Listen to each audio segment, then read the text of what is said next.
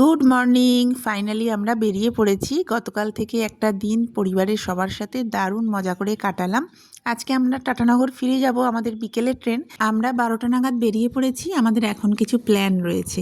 তো জায়গাটা দেখে বুঝতেই পারছেন আশা করি আমরা কোথায় এখন চলে এসেছি। একদম ঠিক, আমরা এখন কলেজ স্ট্রিটে চলে এসেছি। তবে আজকে সকাল থেকে খালি বৃষ্টি হচ্ছে। আমাদের প্রথমে প্ল্যান ছিল আমরা আগে ধর্মতলায় যাব, তারপর কলেজ স্ট্রিটে আসব।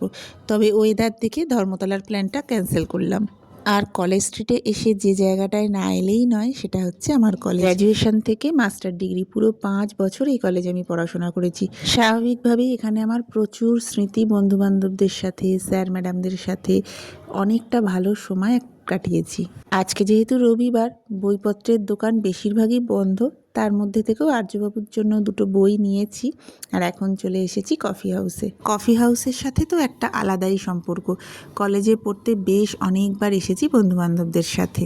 একটা সময় এখানে এসে প্রচুর আড্ডা দিয়েছি, খাওয়া দাওয়া করেছি।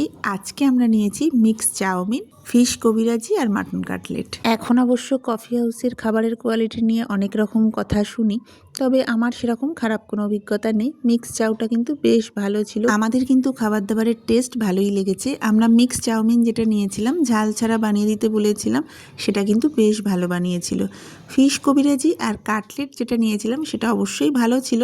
তবে হ্যাঁ, দিলখুশা কেবিনের যে ফিশ কবিরাজি বা কাটলেট সেটা কিন্তু অনেক ভালো। দিলখুশা কেবিনের ফিশ কবিরাজি, মাটন কাটলেট মানে এই ফ্রায়েড আইটেমগুলোর টেস্ট কিন্তু আমার এই কফি হাউসের কবিরাজির থেকে অনেক বেশি ভালো লাগে। যখন কলেজে ছিলাম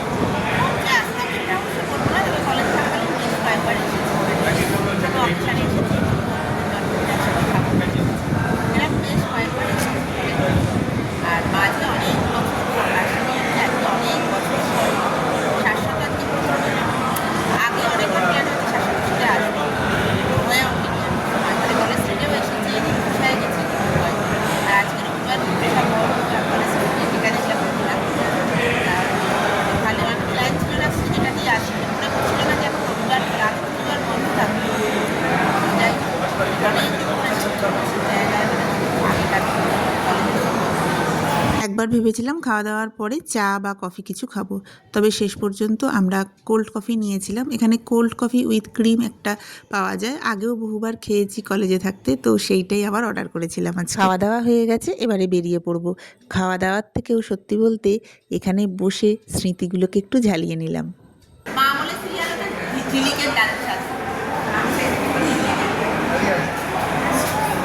এখন সবে 2টো বাজে। ভেবেছিলাম হাতে অনেকটা সময় আছে, আরও খানিকক্ষণ ঘুরবো, তবে আকাশের অবস্থা যা দেখলাম তাই আর রিস্ক না নিয়ে সোজা একটা ক্যাব নিয়ে চলে এসেছি হাওড়া স্টেশনে। এবার আমরা তো হাওড়ায় এসে গেছি 2:30-র আগে। এতটা সময় আমরা কি করব। প্রথমে একবার ভেবেছিলাম এখন তো হাওড়া স্টেশনে খুব ভালো ওয়েটিং লাউঞ্জ আছে, ওখানেই ঢুকে যাব কুপন নিয়ে। তবে শেষ পর্যন্ত হাওড়া স্টেশনের নিউ কমপ্লেক্সে কেএফসি আর পিৎজা হাট একসাথে যে রেস্টুরেন্টটা আছে ওখানে এসেছি। এটা এমনিতে বেশ ফাঁকা ফাঁকাই থাকে, বসারও প্রচুর জায়গা রয়েছে, তবে শুধু শুধু তো আর বসা যায় না, তাই জন্য এসেই 2টো ড্রিঙ্কস নিয়েছি। যদিও এগুলোর কি নাম ছিল আমি একেবারেই ভুলে গেছি। সময়টাকে কাটানোর জন্যই ঢুকেছি, একটু একটু করে খেয়ে অনেকটা সময় কাটিয়ে, মানে খাওয়া কম আর গল্প বেশি, এই করে করে অনেকটা সময় আমরা কাটালাম। এখন মুশকিল হলো এই 2 গ্লাস বরফগোলা জল দিয়ে তো আর 2-2.5 ঘন্টা বসে থাকা যায় না। অগত্যা বেশ খানিকক্ষণ বসে থাকার পরে আমরা আবার একটা অর্ডার করেছি। এবার পিৎজা হাট থেকে গার্লিক ব্রেড আর কোল্ড ড্রিঙ্কসের একটা কম্বো ছিল, সেটাই অর্ডার করলাম। ওখানে ওই 4 পিস মতো গার্লিক ব্রেড দিয়েছিল আর একটা কোল্ড ড্রিঙ্কসের ছোটো বোতল ছিল। এই সব করে সময়টা কাটিয়ে আমরা ওই 4:45 নাগাদ বেরিয়েছি ওখান থেকে। তারপর জলের বোতল নিয়ে এবার প্ল্যাটফর্মের দিকে যাচ্ছি। আমাদের ট্রেন ওই 17 কি 18-এ দেয়, তো আমরা 18-র সামনে দাঁড়িয়ে আছি। তো ট্রেন যথাসময়ে এসে গেছে, উঠেও পড়েছি ট্রেনে। 5টার আগেই ট্রেন দিয়ে দিয়েছিল। আর এই ট্রেনটা না খুব ভাগ্য খারাপ না হলে লেট করে না, সময়ই থাকে মোটামুটি। ট্রেন ছেড়ে দিয়েছে, এবার আমাদের ঘরে ফেরার পালা। আজকে এখানেই শেষ করে দিচ্ছি ভিডিওটা। খুব শিগগিরই আপনাদের সাথে আবার নতুন ভিডিও নিয়ে দেখা হচ্ছে। ততক্ষণ সবাই খুব ভালো থাকবেন, সুস্থ থাকবেন।